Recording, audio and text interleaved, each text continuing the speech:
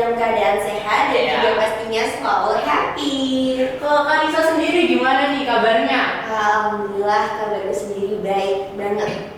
Kalau kamu sendiri gimana? Pastinya baik ya.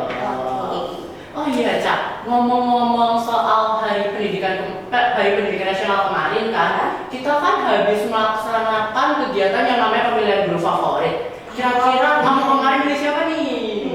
Kebetulan pada pemilihan guru favorit kemarin, aku memilih Bu Ajeng. Kalau kamu sendiri gimana? Kalau aku kemarin milih Bu Linda. BTW kenapa nih kamu milih Bu Ajeng? Kenapa ya? Karena menurutku pribadi, Bu Ajeng itu benar-benar menginspirasi dari cerita-ceritanya. Kalau kamu sendiri kenapa? Sama-sama deh. Bu Hindar itu benar-benar udah jadi inspirasi aku dari dulu. Kayak beliau ini kan seseorang yang sangat berprestasi, bahkan anak didiknya juga berprestasi. Yang kayak kakak sendiri. Iya, banyak yang menang itu anak didiknya. Keren banget. Gimana kalau kita langsung ngobrol bareng sama beliau-beliau ini? Good idea. Oke, langsung aja. Kita sambut Bu Linda dan Bu Ajeng. Selamat datang. Gimana kabarnya ibu-ibu sekalian?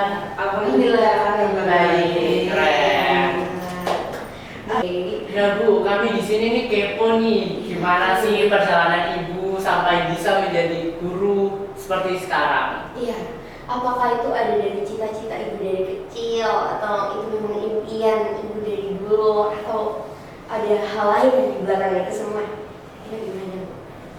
Gimana kalau kita mulai dari yang guru senior? Boleh banget. Bu Linda. Silakan Bu Linda. Terima kasih atas waktunya. Untuk cita-cita, memang cita-cita saya dari kecil itu memang menjadi guru. Awalnya menjadi guru SD, kemudian berubah menjadi guru, ingin menjadi guru tari. Waktu itu ingin masuk jurusan sastra tasik waktu itu. Tapi dengan berjalannya waktu, karena juga dari tidak ada persetujuan dari orang tua, akhirnya masuklah kami di jurusan psikologi pendidikan dan bimbingan yang mengarahnya adalah pada guru bimbingan konseling BK seperti itu. Kemudian saya mulai bekerja itu tahun 1996. Kita aja belum ya. Itu masih berapa tahun lagi kita Tahun itu saya menjadi guru di SMA 12 dulu. Surabaya. Kemudian saya menjadi pegawai negeri di tahun 1998. Kemudian Oktober 1999 saya pindah di SMP Negeri 1 Sidoarjo sampai sekarang. Seperti itu. Dari dulu yang zaman SMP 1 masih di sekolah lama ya, masih di Jalan Ahmad Yani di sana. Daerah Pucang nggak sih? Daerah Pucang ya. Kemudian ada SD Pucang 1, 2, 3 dan 4 ya. Sekolah Pucang. Iya, sekolah. Oh iya Bu, dengar ibu juga sering nggak sih Bu jadi kayak juri-juri tari, juri-juri lomba, boleh nih Bu diceritain? Iya, kalau untuk juri tari sering ya, terutama FLS 2N untuk tingkat kecamatan, tingkat SD. Kemudian menjadi juri pageant atau ajang Miss and Mister Sidoarjo. Itu kami menjadi juri pada saat pemilihan semifinalis sampai finalisnya. Jadi seperti itu. Saya juga menjadi juri tari kalau ada perlombaan yang diselenggarakan oleh EO seperti itu. Biasanya di Royal Plaza. Iya. Berarti emang sudah terpercaya ya. Kira-kira tadi kan dari sebelumnya berbicara bahwa tidak diizinkan orang tua untuk menjadi guru tari. Benar. Kalau boleh tahu alasannya kenapa? Karena lebih baik untuk mengambil jurusan yang lain, tapi hobinya itu tetap berjalan. Jadi bisa memiliki dua ilmu, hobi yang menghasilkan dan juga ilmu yang bermanfaat untuk kedepannya. Keren banget. Menginspirasi ya. Jadi kalau menjadi guru BK kan bisa tahu bakat dan minat siswanya. Bisa lebih membantu mengembangkan. Iya, dan itu dirasakan banget setelah menyadari bahwa oh iya ternyata jurusanku ini akan lebih bisa membawa anak-anak menuju ke prestasinya. Iya, berarti memang pilihan orang tua itu biasanya benar.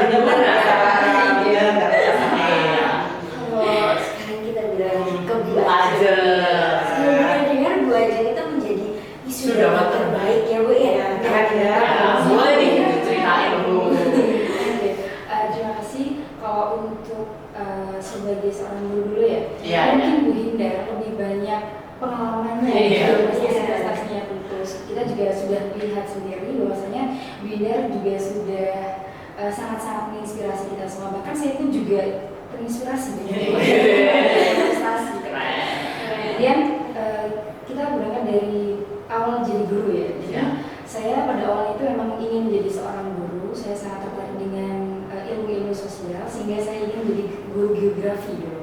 Oh, geografi. Suka alam berarti ya Bu ya? Jadi tapi ketika di kelas 3 itu saya ekonomi keluarga saya masih berkecukupan. Jadi saya belum ada gambaran untuk kuliah karena saya berpikir bahwasanya saya akan bekerja dulu untuk mencari biaya kuliah dulu. Karena pada dasarnya ayah saya itu bekerja sebagai seorang guru tangga dan ibu saya hanya sebagai ibu rumah tangga. Dan perlu digarisbawahi bahwasanya sebagai guru tangga ini itu menjaga ataupun membantu tambak milik orang lain, jadi yang bukan yang punya tambak. Jadi untuk biaya kehidupan sehari-hari pun itu sudah dianggap cukup gitu, sehingga untuk ke jenjang pendidikan tinggi itu masih dipikir-pikir ulang. Jadi tapi alhamdulillahnya Tuhan berkehendak lain, saya mendapatkan beasiswa di Universitas Negeri Surabaya. Di UNESA berarti ya Bu? Tapi saya beda jurusannya, saya ambil PBKN karena saya sangat tertarik dengan isu-isu negara. Makanya sekarang jadi guru Kemudian lanjut ketika saya berkuliah itu saya juga aktif di beberapa organisasi, terutama di BEM UNESA. Saya juga berprestasi juga di bidang karya ilmiah. Jadi bagi saya kuliah itu memang prioritas, organisasi tanpa batas dan berprestasi juga sangat penting. Keren banget quotes dari Bu Aja. Jadi karena saya berpikir bahwasanya saya berasal dari keluarga yang berkecukupan, saya juga berpikir di Surabaya juga perlu untuk biaya hidup. Nah, saya akhirnya mengikuti beberapa banyak pelatihan terkait karya tulis, saya ikut lomba-lomba dan akhirnya alhamdulillah terdapat beberapa banyak juara juga. Salah satunya di ISI Surakarta, itu tentang perekonomian. Keren banget. Itu tingkat nasional. Oh, tingkat nasional. Wah, keren banget. Keren. Berarti ibu itu untuk biaya kuliah itu ditanggung oleh prestasi-prestasinya. Kalau biaya kuliah itu lebih ke pemerintah, jadi untuk beasiswa dari hasil lomba itu. Wow. Berarti emang keren banget ya. Manis aja. Nah, kira-kira kok perjalanan ibu setelah menjadi guru terus sekarang bisa menjadi guru favorit itu gimana sih Bu kira-kira? Jadi seorang guru apalagi di SMP Negeri 1 Sidoarjo merupakan impian semua orang ya Bu. Apalagi saya lihat guru-gurunya itu sangat menginspirasi dan sangat hebat ya kalau di SMP saat itu. Jadi saya pun masuk di sini itu juga sangat-sangat bersyukur, bahkan ketika menjadi guru favorit itu saya juga tidak ada bayangan gitu. Jadi tiba-tiba dan ketika saya di sini alhamdulillah banyak guru-guru senior saya yang banyak mengajarkan saya tentang bimbingan juga terkait lingkungan sekolah SMP 1. Ya Bu, kira-kira apa sih Bu cobaan terberat ibu ini untuk sampai menjadi ibu yang sekarang? Mungkin Bu Dinda saya dulu ya. Ya, Kalau cobaan yang terberat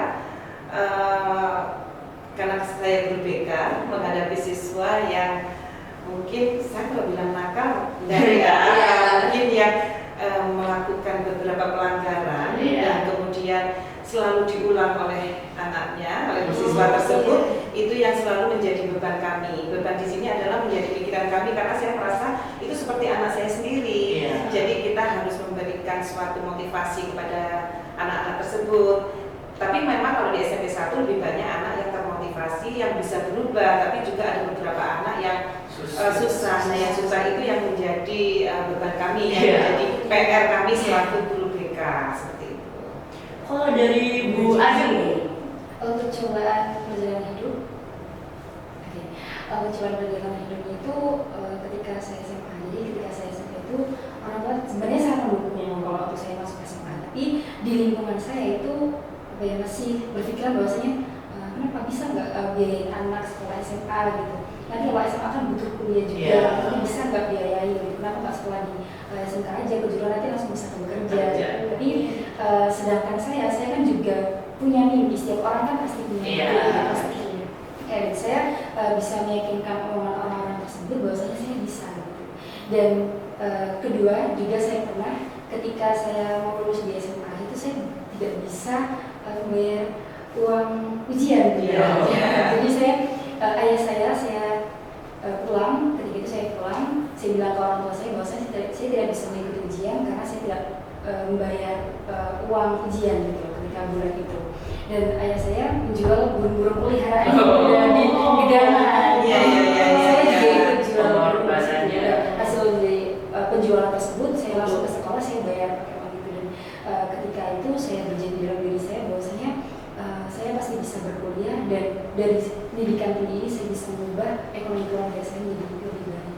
Keren banget. Wow, keren banget. Bener-bener menginspirasi ya. Ada sumpah dan Iya. Tidak akan menyerah. Iya.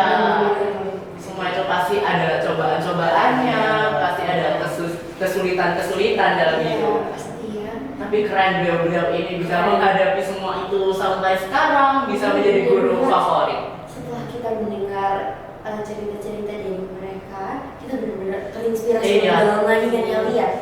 Kita benar-benar wow sama Kita cerita. jadi penasaran, mungkin beliau-beliau ini mau nggak sih memberikan kita tips-tips untuk bisa Iya. sukses seperti beliau? Iya benar Bu. Mungkin jadi gini terbaik. Kalau tipsnya sih selalu bersyukur Wah. dalam setiap Iya, keadaan. benar. Kemudian menikmati hidup, menikmati hidup dan melakukan apa yang menjadi pilihan kita, apa yang menjadi ingin kita, seperti itu. Dan selalu menjalin hubungan yang baik, Iya. yang positif dengan sesama. Dari gue Wajar aja. sih. Iya.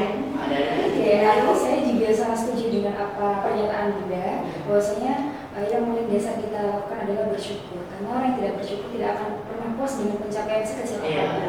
Padahal kita dengan pencapaian kita sekecil apapun kita itu harus bersyukur karena belum tentu orang itu bisa. Dan untuk siswa-siswa SMP 1 tetap teruslah bersemangat, teruslah berkompetisi dengan sehat sesuai dengan potensi kalian karena percayalah bahwasanya bulan dan bintang bersinar di waktu ini. Keren banget. Nggak capek, kayaknya udah hampir selesai nggak sih Iya, waktu kita. benar, Iya. benar. Mungkin untuk penutup ada nggak sih Bu Linda, Bu Ajeng memberikan pesan-pesan untuk teman-teman siswa-siswa semuanya? Baik, untuk siswa-siswa SMP Negeri 1 Sidoarjo yang sangat saya cintai, saya selalu berpesan pada kalian bahwa selalu menjadi yang terbaik. Mendoakan kalian menjadi yang terbaik dan selalu berprestasi di bidang apapun dan jangan lupa selalu patuh pada kedua orang tua kalian dan muliakanlah guru kalian. Tuh guys, diingat pesan-pesan dari Bu Linda. Ingat ya, harus benar ingat. Kita juga harus ingat. Iya, kita harus ingat, kita tanamkan. Oke. Oke, selanjutnya dari Bu Ajeng. Oke, kalau dari saya untuk siswa-siswa SMP 1 teruslah berprestasi dan belajar dengan giat. Ingat bahwasanya kalian punya zona waktu kalian masing-masing dan kalian pasti sukses di jalan kalian masing-masing. Oke. Kita juga nih. Harus ingat juga dari orang tua. Iya. Kita juga harus ingat. Kita ingat selalu. Harus ingat. Oke. Oke, mungkin kita udah cukup ya Cak sharing-sharing hari ini. Betul. Kami ingin mengucapkan terima kasih sebanyak-banyaknya untuk Bu Linda, Bu Ajeng yang sudah menyempatkan waktunya untuk sharing-sharing bersama kita di sini. Iya, di Poci. Dan kita juga ucapkan terima kasih kepada teman-teman di rumah yang telah melihat video ini. And see you on the next Poci. Podcast.